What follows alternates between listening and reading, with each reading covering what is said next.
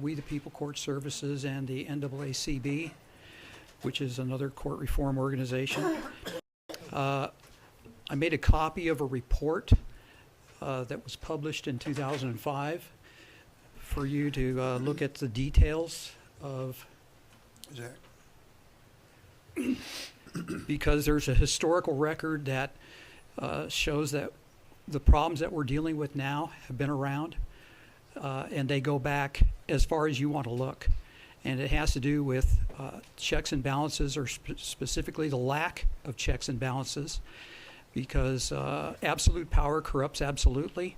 So any individual human being, and that includes judges, lawyers, legislators, governors, everybody, that thinks that they have unlimited power to do whatever it is that they want to do, well then you can expect to have a meeting like this. So I just wanted to point out that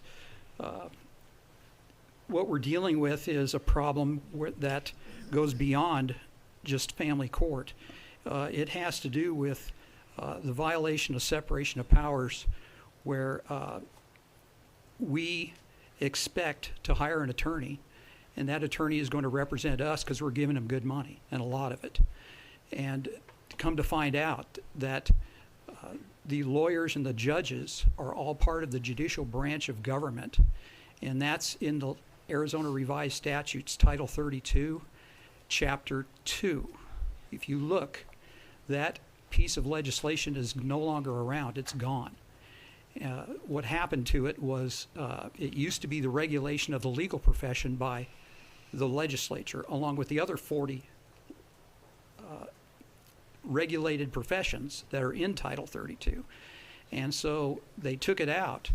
And what that did was it allowed the judicial branch of government to usurp the authority that rightfully belongs to this body and to the to the people through our elected representatives.